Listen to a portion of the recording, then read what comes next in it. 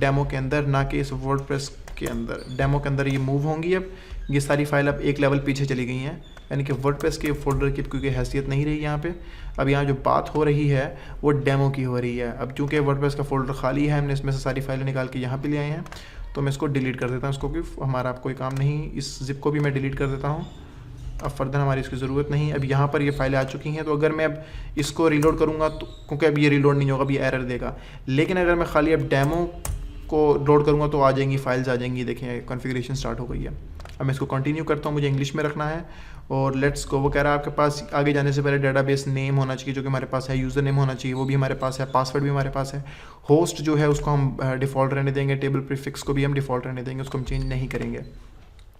Database name हमने create की थी यहाँ पर, मैं इसको यहाँ पर कर लेता हूँ। और डेटाबेस नेम हमारे पास ये सारी आ रही है, और डेटाबेस नेम को मैं एज इट इज़ यहाँ पर डाल देता हूँ। और उसके बाद यहाँ पर यूज़र नेम, जबकि मैं, जैसा कि मैं पता है सब चीज़ें कॉमन हैं सिवाय इन पासवर्ड के, क्योंकि पासवर्ड में ये चीज़ नहीं लगती, क्योंकि ये तो अकाउंट का यूज़र नेम है। तो पासवर्ड में मैं ये डाल देता हूँ। लोकल होस्ट को डिफ़ॉल्ट रहने देता हूँ, टेबल प्रेस को भी डिफ़ॉल्ट। अब मैं सबमिट करता हूँ तो ये कनेक्ट होना चाहिए।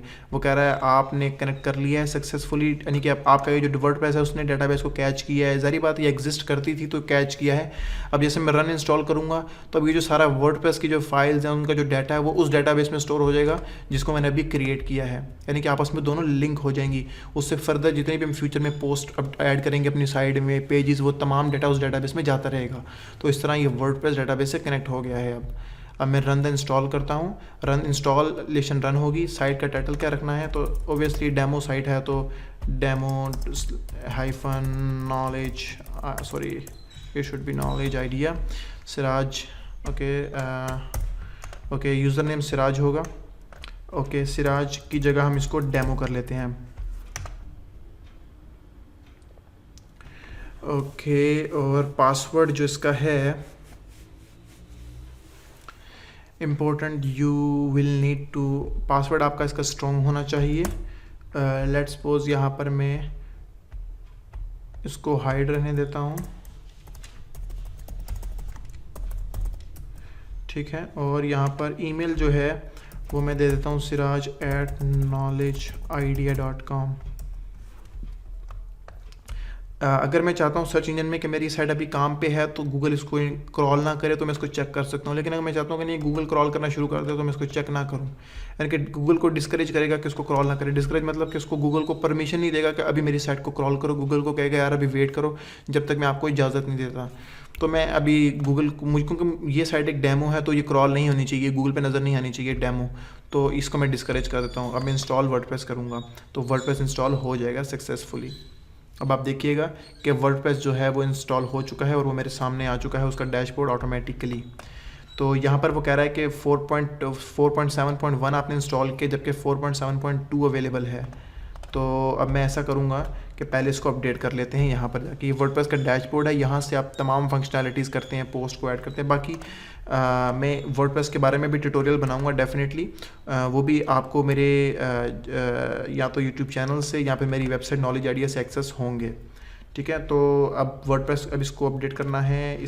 मैं इसको अपडेट करने से पहले मैं इसको प्लगइन को, ये प्लगइन है किस्मत, इसको मैं अब अपडेट कर देता हूँ। अब ये अपडेट हो चुका है और यहाँ पर डैशबोर्ड पे आता हूँ वापस। तो मैं देखना चाहता हूँ कौन सा, एक्चुअली मेरा वर्जन जो 4.7.2 चल रहा है अब राइट नाउ, तो ये लेटेस्ट वर्जन है।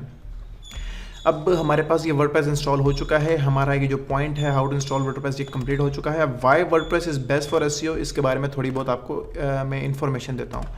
अब वर्डप्रेस क्यों बेस्ट है एसईओ के लिए, इसमें थोड़ा बहुत इसमें ओवरऑल गुफ्तगू होगी हमारी, जिसमें मैं आपको थोड़ा बहुत गाइड करूँगा। और लेट्स सपोज मैं आपको एग्जांपल देता हूँ कि यहाँ पर आपके पास काफ़ी ज़्यादा फीचर्स हैं। हम कोई पोस्ट ऐड कर लेते हैं। अब हमारा जितना भी फ्यूचर टास्क होगा हम इस वर्डप्रेस में हम करेंगे। हमारा जितना भी एसईओ टास्क होगा, काम होगा, हम सारा इसके अंदर करेंगे, ठीक है, ताकि आपको और मुश्किलात का सामना ना हो और हम बखूबी इस पे काम करके उस काम को पाए तकमील तक पहुँचा सकें। अब इसमें हमें जो देखना है वो ये है कि यहाँ पर कुछ फंक्शनैलिटीज़ है जो कि आपको दिखानी है मैंने। सबसे पहले जब आप वर्डप्रेस इंस्टॉल करते हैं पोस्ट पे नहीं आते, कुछ वर्डप्रेस की कॉन्फ़िगरेशंस होती हैं जो हमने करनी होती हैं। वो कॉन्फ़िगरेशंस इसको बहुत बेहतर बनाती हैं और वो भी एसईओ का हिस्सा है। सबसे पहले जब आप वर्डप्रेस इंस्टॉल कर लें, सबसे पहले तो आपने इसका परमलिंक स्ट्रक्चर को सही करना है। परमलिंक स्ट्रक्चर का मतलब यूआरएल का स्ट्रक्चर, ठीक है। इस यूआरएल के स्ट्रक्चर की बात नहीं कर रहा, जो फ्रंट एंड पे पोस्ट पे शो होती है मैं उसकी बात कर रहा हूँ। लेट्स सपोज मैं knowledgeidea.com वेबसाइट खोल लेता हूँ और आपको थोड़ी बहुत एग्जांपल बताता हूँ कि कौन से परमलिंक स्ट्रक्चर की यहाँ पर बात हो रही है। तो यहाँ पर एक आर्टिकल है, मैं इसको ओपन कर लेता हूँ। यहाँ पर आप देखेंगे कि आर्टिकल में पहले डोमेन लग रही है, उसके बाद पूरे आर्टिकल का टाइटल लग रहा है एज इट इज़। ये आर्टिकल का टाइटल है और ये एज इट इज़ यूआरएल में शो कर रहा है, ठीक है। तो ये यूआरएल में क्यों शो कर रहा है, और ये अब फर्ज करें अगर मैं यहाँ पर करता हूँ कि ये जो आर्टिकल है ये पब्लिश हुआ है 3 मार्च 2017, और अगर मैं यहाँ एक स्लैश डाल के अगर यहाँ पर शो हो रहा हो 3 March 3rd month, okay, and 2017 actually 4th date है तो हम उसको 4th ऐड करेंगे। तो अगर इस तरह का परमलिंक स्ट्रक्चर शो हो और यहाँ पर फिर स्लैश हो और फिर टाइटल हो तो ये आपको थोड़ा बहुत अगली लगेगा, और गूगल में भी सही तरीके से प्रीव्यू नहीं होगा, जैसा कि मैंने पिछली वीडियोस में आपको बताया था। थोड़ा बहुत आपको मैंने गाइड किया था कि डोमेन नेम कितना होना चाहिए। खैर डोमेन नेम का यहाँ पर सवाल नहीं है, यहाँ पर सवाल है परमलिंक स्ट्रक्चर का, जो आपकी यूआरएल का सारा स्ट्रक्चर आ रहा है।